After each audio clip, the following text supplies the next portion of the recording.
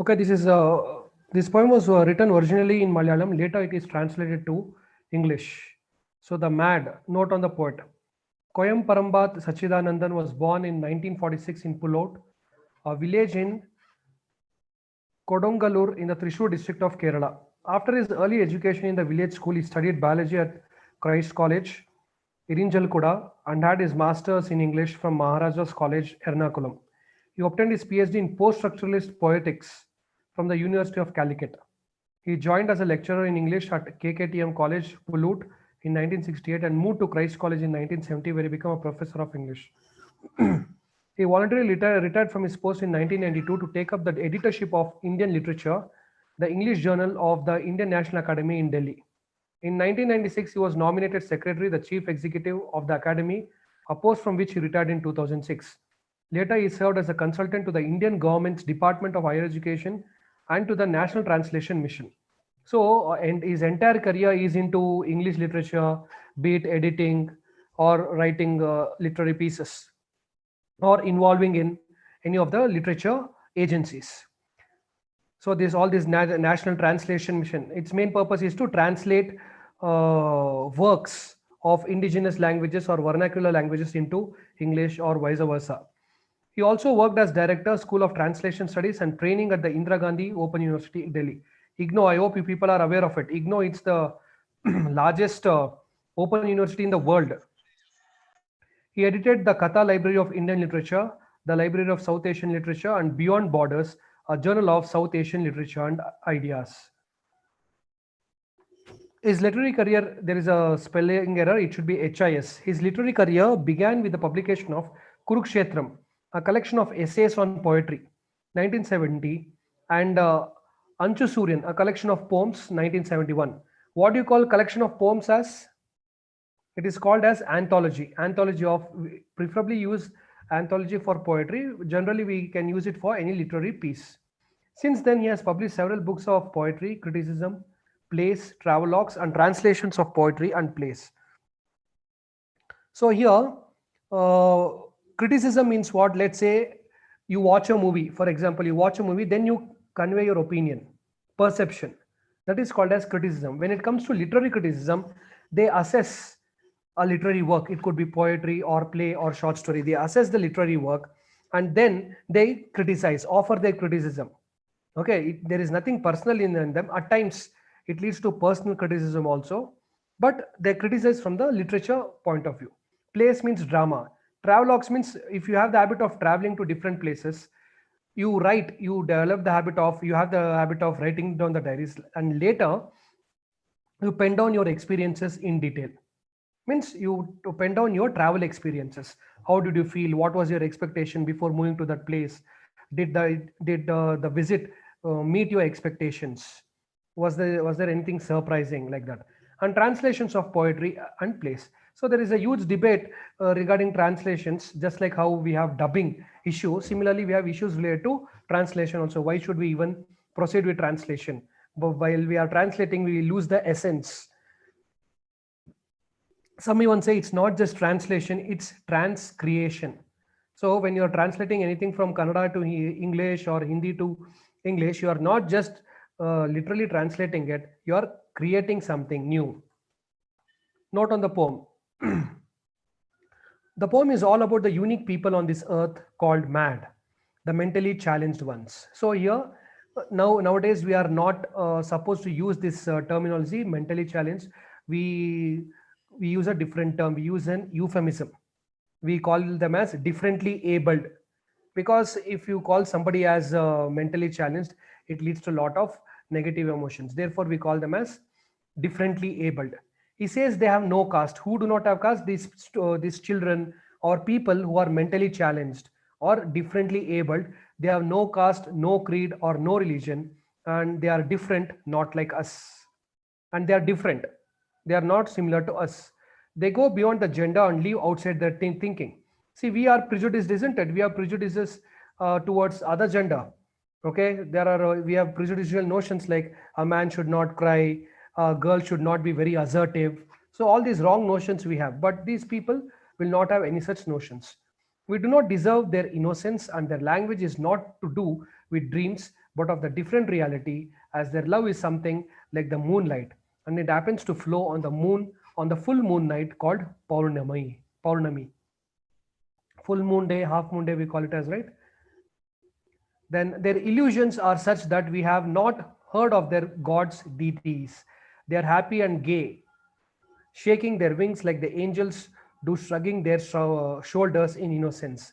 They feel that even flies have souls, and so does the grasshopper, and also sometimes feel as if they see the trees bleed, lions roar on the street, heaven gleaming in a kitten's eyes, just as we do, and ants sing a chorus.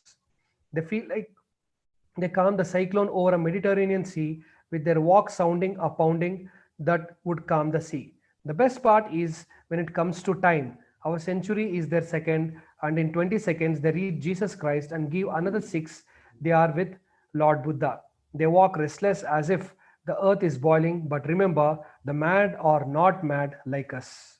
So finally, the poet says, the people whom we consider as mad are actually not mad like us. So, glossary, transcend, go beyond the range or limits of ideologies. An ideology is a set of opinions or beliefs of a group or an individual, gleaming, shine brightly, especially with reflected light, patting, touch quickly and gently with the flat of the hand, taming, to subdue, to calm, or to control. So these are the comprehension questions. One you should be aware of before assessing the text. Who is the speaker? Who is he talking about? What does the speaker mean when he says they transcend gender and leave outside ideologies? What does the phrase another reality mean? Explain the phrase Big Bang in the sixth stanza. Do you think the speaker dislikes mad people? Justify your answer. You can either say yes or no, but you should be in a position to justify. So in English, in any literature, it's not a clear cut. The answers are individualistic. It's subjective. It depends on your perspective. So lesson 10, the mad, translated from Malayalam by the poet K. Sachidanandan. The mad have no caste nor religion. They transcend gender, leave outside ideologies. We do not deserve their innocence. So here he's trying to offer a critique. So the poet, by referring to mad people, is trying to offer a critique to normal people. See, we normal people are have our own differences on the name of caste, class, religion, gender, and other aspects. So whereas the poet says for mad people for mad people who are differently abled, they do not consider any caste or religion. Actually, there is a in literature, whenever you are penning down any literary piece, be it novel, play, or poetry, they will not focus primarily on grammar. See, actually, whenever you use nor, before that you should have used neither. The mad neither have caste nor religion. Should have been the exact, but since it's a literary creation, you flout the grammatical rules. They transcend means they move beyond the boundaries. They don't have any barriers. They don't have any barriers like gender. Gender means what? Masculine and feminine gender. See, many times you can see your men who are more feminine than the women. Means not physically, but when it comes to emotions. Okay, the same opposite also happens. Gender barriers, but we the society, some of the society or the patriarchal notions insist that man should be feminine, and changes they oppose it. So this is what he is critiquing. Leave outside ideologies. We have our own ideologies, be it political ideology, economic ideology, social ideologies. Okay, but they don't have any ideologies at all. We do not deserve their innocence. So the poet feels that the mad people are, or the differently abled people are very innocent, and we do not deserve such kind of people. See, a very pathetic situation is many a times it had even come in news. The women who are mentally challenged are harassed by the care center representatives themselves. See, mad women, if they are begging around the street, they are taken to remand homes or old age homes or their mental asylums. But there itself, they are being, or even beggars colony, there itself, they are being harassed sexually. They had repeated abortions. Okay, that's why, because they do not know what is happening. So keeping, and even when it comes to own parents, some of the parents, when they get to know that their offsprings are differently able, they desert them. They just place the small kids in front of a temple or in front of any orphanages. Okay, so that's why he says we are unable to treat them properly, and therefore we do not deserve their innocence. Their language is not of dreams but of another reality. Their love is moonlight, it overflows on the full moon day. So he says their language is not of dreams but of another reality. See, we all are after something. We normal human beings are after something. So we want to get into good colleges, get well, get educated, get a better job, establish a family. So we have our own dreams, but their mad people or differently able people, reality itself is different. They don't live in this world. Their love is moonlight, it overflows on the full moon day. Means he is trying to say that their love is unlimited. Okay, and it's not prejudiced and it's unconditional. See, here many times there is a huge debate: is love unconditional or conditional? Okay, so but here the author says the love expressed by these mad people is unconditional. That's why he says it overflows on the full moon day, means it's unlimited. Looking up, they see gods we have never heard of. Means what? They look at the sky and they see God which we can't see. They are shaking their wings when we fancy they are shrugging their shoulders. They hold even flies have souls, and the green god of grasshoppers leaps upon thin legs. So he's talking about their innocence. Uh, he's trying to say that mad people find God in every living creature, be it flies or even grasshoppers. They are shaking their wings when we fancy they are shrugging their shoulders. Means what? The unusual mannerisms of these mad people, though it may appear unusual or inappropriate to us, in fact, for them, it's like they are flying in their own world. At times, they see trees bleed, hear lions roaring from the streets. At times, they watch heaven gleaming in a kitten's eyes, just as we do. But they alone can hear and sing in chorus. So, here he's talking about the sensitivity that these mad people have. At times, they see trees bleed, but we don't. Many a times, we are responsible for. We people are responsible for deforestation and all this environmental pollution. Okay, but even then we don't act. But he says that these mad people are very sensitive. Hear lions roaring from the streets, means it's their visualization. They are in their dream world. At times they watch heaven gleaming in a kitten's eyes. Kittens means what? A baby cat. So by looking at the baby's cat, they feel that it is heaven. Means that is their visualization, that is their realistic world, just as we do. But they alone can hear and sing in chorus. In a chorus, chorus means in a group. When a group of people stand and sing together, it means it is a chorus. So he's trying to say that whatever we can't see, these mad people are able to see, and we can't comprehend their level of reality. While patting the air, they are taming a cyclone over the Mediterranean. So they feel, these mad people feel, are on the impression that just because they tap the air or try to stop the air, by doing that, they are able to prevent the cyclone in the Mediterranean. To such an extent, they are innocent and ignorant. With their heavy tread, they stop a volcano from erupting. Tread means walk. So you have seen how mad people walk. They with heavy steps. So they feel, they consider, but by walking, they are preventing volcanoes. They have another measure of time. Our century is their second. Means what? For them, they don't know the importance, or even they are not bothered about time at all.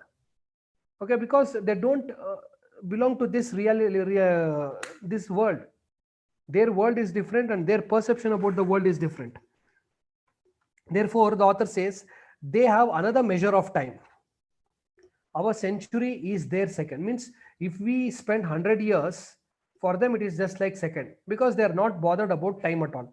20 seconds and they reach Christ.